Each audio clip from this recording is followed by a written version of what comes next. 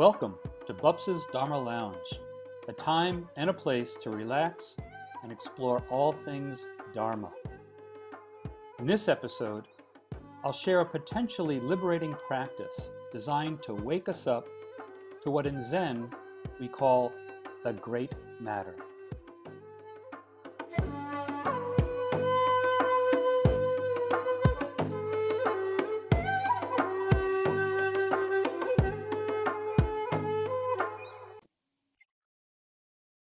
Hi, I'm Bupsa Frank Jude, and I want to thank you for joining me for this episode of Bups's Dharma Lounge. Before we get into this episode's topic, I'd like to thank Jishin Carolyn Hill, Gabion Sally Weber, Jabuna Allison Brown, and Chatra Sandy Greenberg for your Dana support. And to all of you who might be listening or watching this, please think about and do subscribe, leave reviews if there's an option for that, comment, spread the word if you find any value in this podcast. And of course, Dana is always gratefully appreciated. So in this episode, I want to talk about a mythic story that is shared about the life of the Buddha. We're not supposed to take it literally. The man was not a dimwit, so he obviously understood that people around him were aging, that he was aging. You don't get to be 29 years old in Iron Age India without ever experiencing illness, so I'm sure he had been ill at some point. And he grew up knowing that his mother died shortly after childbirth. So the idea of this story that is often referred to as the Four Sights is something deeper, more existential. And the story goes that the Buddha's dad tried to prevent him from experiencing dukkha, the distress of life. And he kept him in a compound and gave him all sorts of pleasures, great food, clothing, ways of distraction. But that at around 29 years of age, the Buddha decided he wanted to see what life was like outside the compound. So he went out, and even though his father had tried to prevent this, he sees an old man, someone who's very sick. He sees a corpse. And then he sees a shramana, a kind of proto-yogi doing walking meditation. And it is these four sights that supposedly led him to become a yoga, to renounce his family life and to go off and become a yogi. Now, no one, again, as I said, gets to 29 years of age without knowing that there's a reality in aging, illness, and death. So the takeaway from a story like this is an actual existential confronting these realities, right? We all know that phrase, like, it's as if for the first time I saw whatever it is. I like to share that, I had been a practicing Zen Buddhist for decades. I had a really good constitution. I was rarely sick. But the first time I looked in the mirror and saw a gray hair, it was like, bam, even me. Yes, it is true. I am aging. I had been able to deny that reality despite intellectually knowing. And that's really the gift of practice, that we go beyond simply intellectually knowing, but entering into a real visceral engagement with lived experience. And that's really what this episode is going to be about.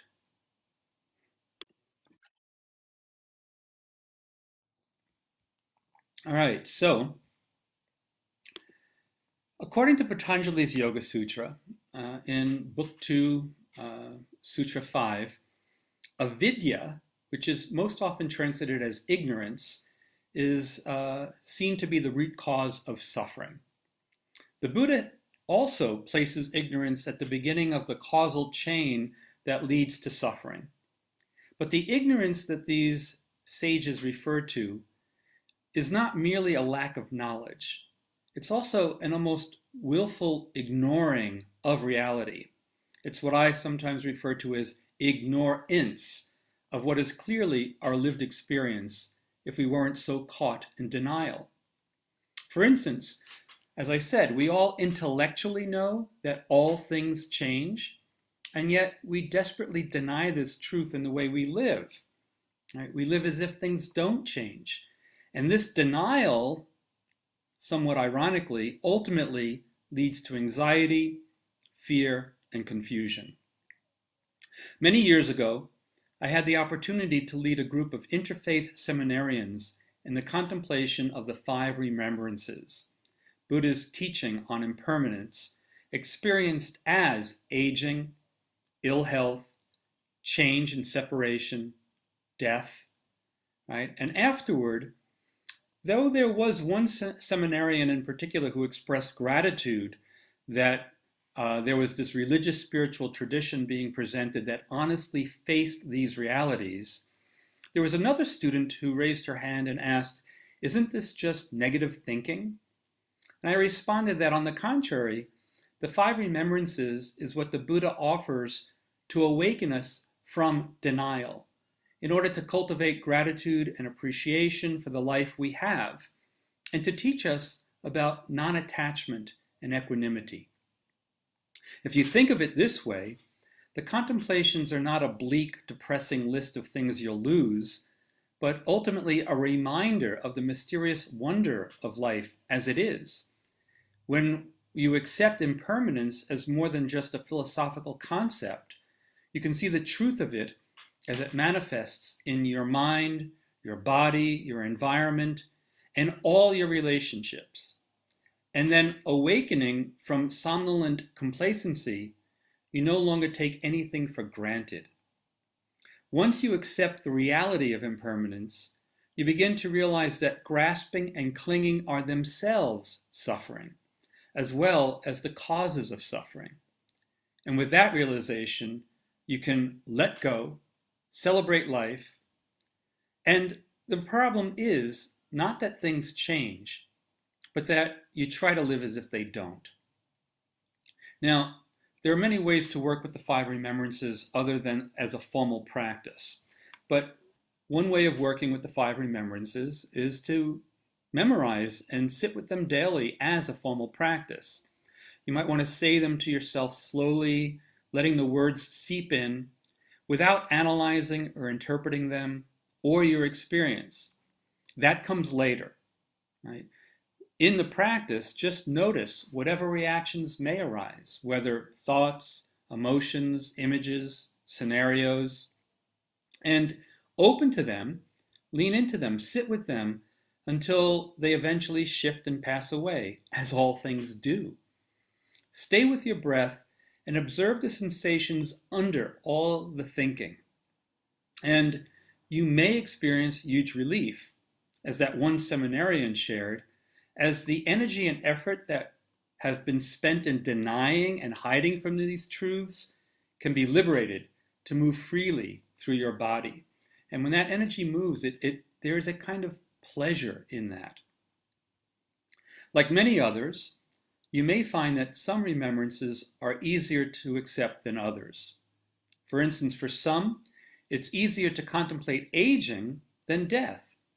For others, the contemplation on separation may be the most poignantly challenging. And then, interestingly, some find the fifth, which is related to action or karma, to be the most challenging, in that it can be both empowering and a little intimidating. For me, when first introduced to this practice by Thich Nhat Hanh in 1992, it was much easier to consider that I'm growing older and will die, at least intellectually, than it is that I have the potential for ill health. I had benefited from a long time with a strong constitution, and even to this day am rarely ill. But at the time, I had bought into the pernicious lie spread by New Age thought that if one's practice was pure, then one wouldn't ever get sick. So on those rare occasions when I was ill with a cold or flu, I often reproached myself for being sick. And quite frankly, I was a pretty cranky person to be around. But with the help of the second remembrance, I grew more accepting of illness and can now feel a profound sense of ease and even gratitude for my usual good health, right? And not be so overwhelmed or oppressed when I do experience illness. I believe it was my practice of these 5 remembrances, in fact, that allowed me to face my cancer diagnosis in 2019 and to move through treatment with a deep level of calm and acceptance. As one of my teachers, the Kabbalist Rabbi Gelbelman, would say, "Why not me?" Another way of practicing the 5 remembrances is through hugging meditation. When your partner or your children leave for work or school, hug each other for at least 2 or 3 full breaths, reminding yourself of the 4th remembrance. All that is dear to me and everyone I love are of the nature to change. There is no way to escape being separated from them. If you're having a disagreement with someone, remind yourself before getting swept away by heated emotions of the 5th remembrance. My actions are my only true belongings. I cannot escape the consequences of my actions. Now, none of this means you have to be passive or reluctant to advocate for your views. Instead, the meditation helps you respond more skillfully with awareness rather than from conditioned patterns of reactivity. You can also open to the concept of impermanence by simply reviewing things that may have changed in your life over the past month or 2. Perhaps, if you're a yoga practitioner, a difficult posture has become easier, or an easy posture has become more challenging. Perhaps a problem with a family member or a coworker has resolved, or perhaps grown more complicated. If you think about it, you'll be hard-pressed to find something that hasn't changed. Again, facing the truth of impermanence is not meant to depress you. It's a practice designed to free you from ignorance in order to be fully and intimately present with the life we have now. It may help you to realize that the freedom and inner peace that you seek can be found here, now. When you viscerally see that all phenomena are constantly changing, your grasping and clinging fade under the bright light of awareness, like the stains in a white cloth bleached by the sun. Now, to some people, when they hear the teachings on non-attachment, they think it sounds cold and unappealing, but I think that's really a mistake in mistaking non-attachment as presented by the Buddhist tradition for indifference. Right? In actuality, it's the experience of clinging and grasping based on the denial of ceaseless change that is lifeless. I mean, life without change is an impossibility, a contradiction in terms. When you're attached to something, as we mean it here, you want it to stay the same forever. And this attempt to freeze dry elements of your life squeezes the vitality, the juice, out of life. Life is more like music or film than a statue or a still photo. In both music and film, the pleasure, its beauty, and its preciousness is in its passing through time. To hold on to a particular note of music or an image in a film would ruin the very integrity of the artwork. The same thing with life. Letting go of our denial of ceaseless change allows one to experience life wholeheartedly in its very passing. Through clinging attachment, we create mental manacles that bind us to the limited view that life is my life, my body, my lover, my family, my possessions. As insight into impermanence deepens, one can begin to start to see the truth of not self, that there is no unchangingly persistent, totally independent and autonomous entity or substratum behind the flux of experience. When you can extend beyond the limits you've created, you see that your life is not really yours, but all of life itself manifesting through you. As Carl Sagan reminded us, we are, each of us individually, the entire cosmos becoming conscious of itself. Albert Einstein wrote in 1950 to Robert Marcus, a man distraught over the death of his young son from polio, that, quote, "A human being is a spatially and temporally limited piece of the whole, what we call the universe. He experiences himself and his feelings as separate from the rest, an optical illusion of his consciousness. The quest for liberation from this bondage is the only object of true religion. Not nurturing the illusion, but only overcoming it, gives us the attainable measure of inner peace." The Buddha tells us, when one perceives impermanence, the perception of not-self is established. With the perception of not-self, the conceit of I is eliminated, and this is nirvana, here and now. And as Dogen Zenji reminded us 1,500 years later, practice is to study the self, and in studying the self is forgotten. Your body-mind and the body-mind of others drops away. And with this forgetting of the self, we become intimate with, we are actualized by the myriad things. So enough talk. Let's practice. Take a nice comfortable seat and just close your eyes and drop your attention down into your belly, feeling how the belly rises and falls. And each time the mind wanders, note it and gently return your attention to the belly, rising and falling.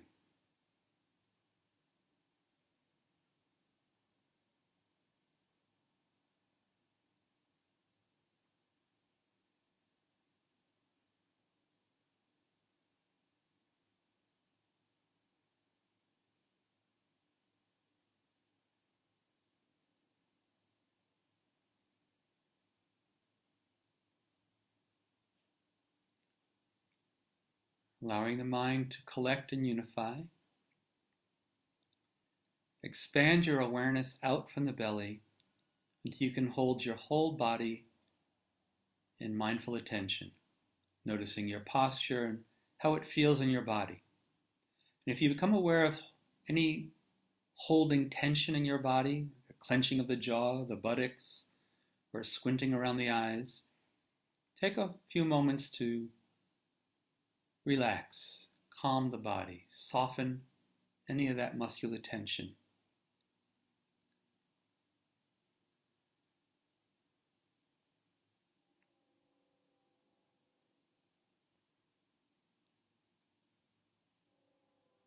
Then contemplating the first remembrance. I, we, all beings are of the nature to age. There's no way to avoid aging.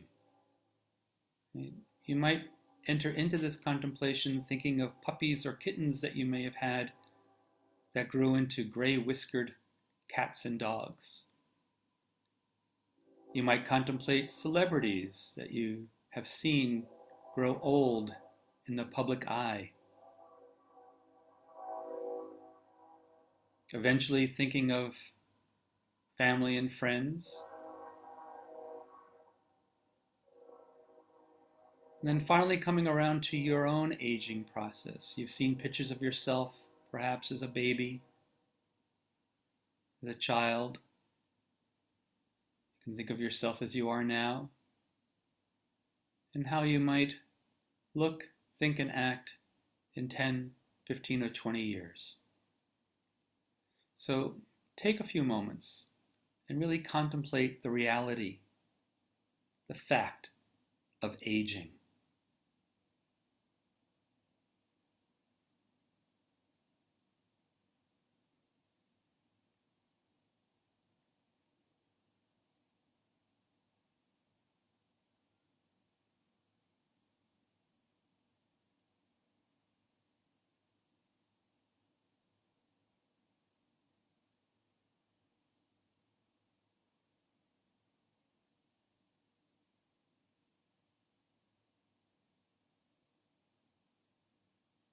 And again, if thoughts, scenarios, emotions arise, just make the space to hold them in mindful awareness. No need to react or analyze at this time.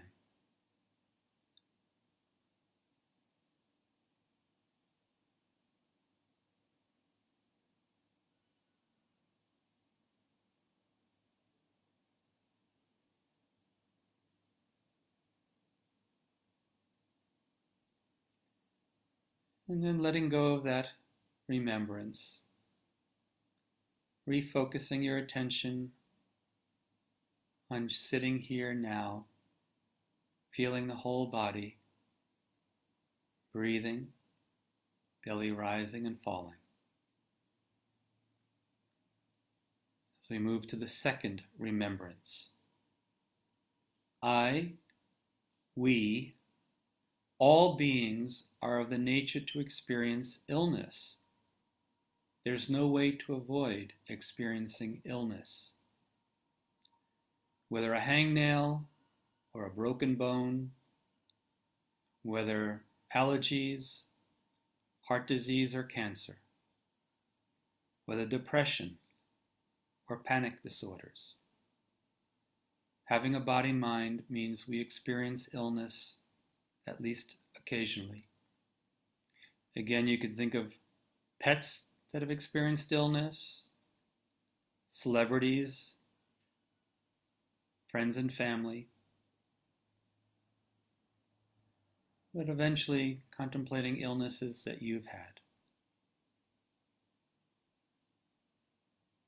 As you contemplate, again, the reality of illness,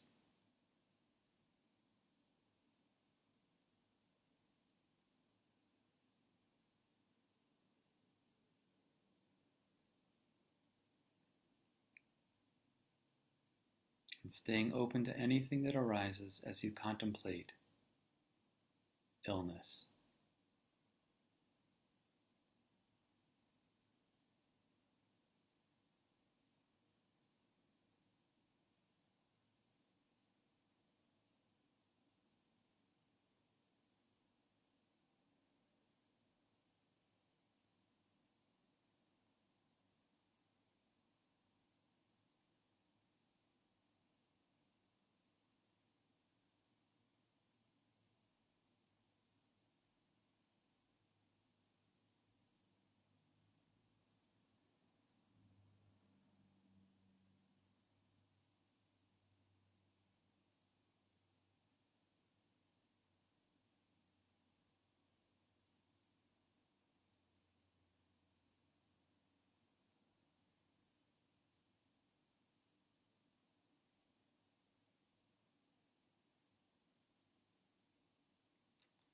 And then letting go of the contemplation, returning your attention to your body,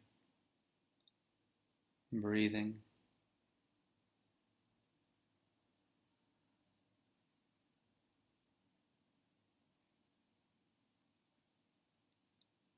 As we move into the third remembrance, I, we, all beings are of the nature to die. There's no way to avoid death. Again, some people contemplate the death of pets, of celebrities, of friends or family members. But eventually coming around to contemplating the fact that you will die.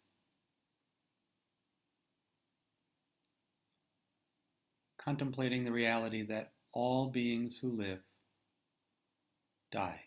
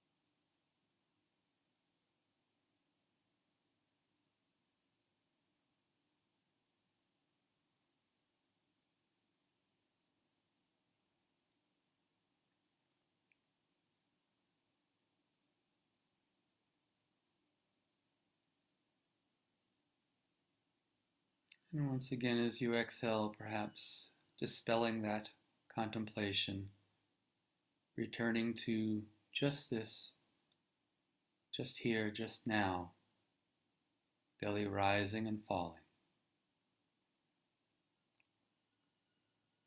As we move into the fourth remembrance.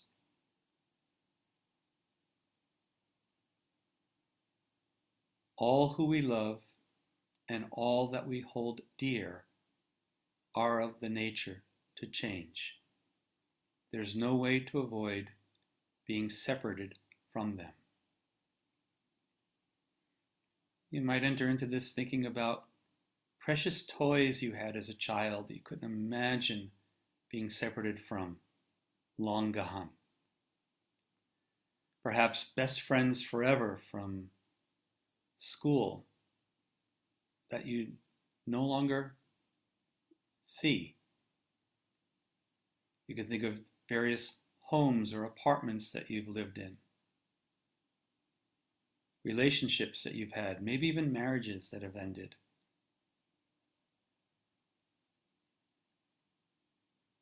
The various possessions you've had in the past that are no longer in your life.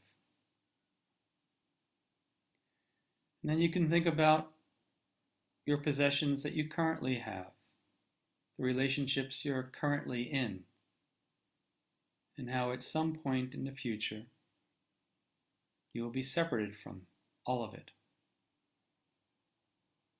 Even the longest relationship eventually ends through death or distance. So with this contemplation, we enter into the reality of impermanence, the ceaseless change of all phenomena.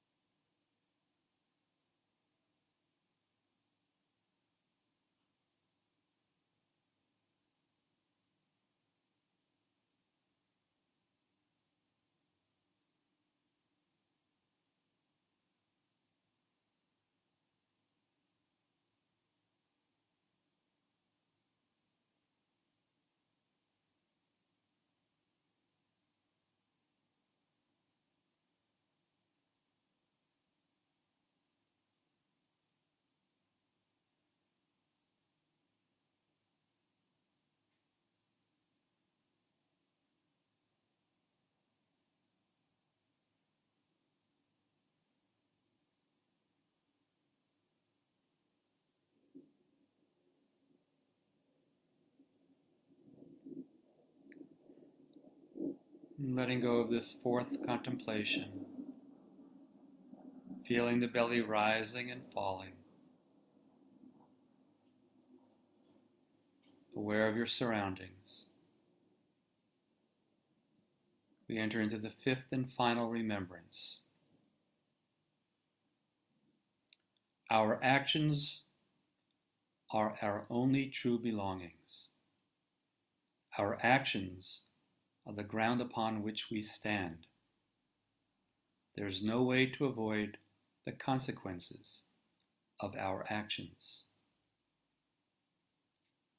Every thought, word, and deed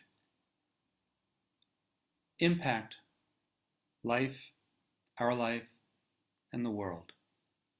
Obviously, some much smaller than others, but our actions do create impact.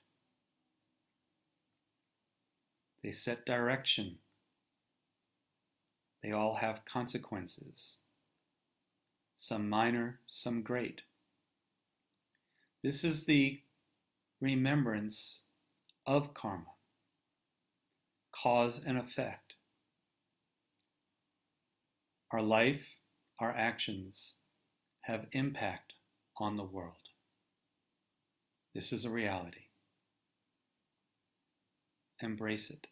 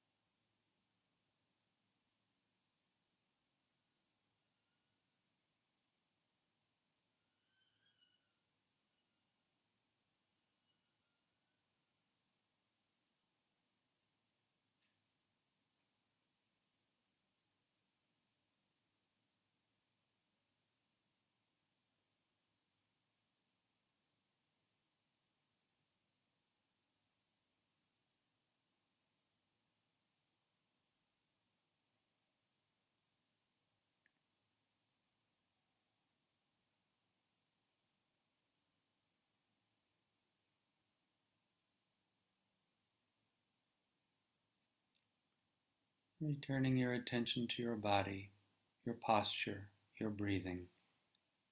I invite you to bring your palms together in front of your heart. Whatever merit we may generate through our practice together, we dedicate and offer all of it to all sentient beings throughout the world equally. May our thoughts, our words, and our deeds bring benefit to the world. Om Ah Hum. Om Ah Hum. Om Ah Hum. With that, I invite you to release your hands, open your eyes. So that was a fairly short practice. If you want to engage with this practice, I encourage you to, as I said, memorize the contemplations and work with them for as long or as short as you like. And afterwards, you can kind of really look at, all right, how do I respond? How do I react to these contemplations? And just, work with it. I hope that you find it as liberating as actually I have found it in my life. Please share any comments. You can write to me through mindfulnessyoga.net, or if you're listening to this, you can go to the YouTube channel of Bups's Dharma Lounge and write a comment, share questions, comments, and any suggestions for future episodes. And remember, death is only the end if you assume this story is about you. All right. Thank you.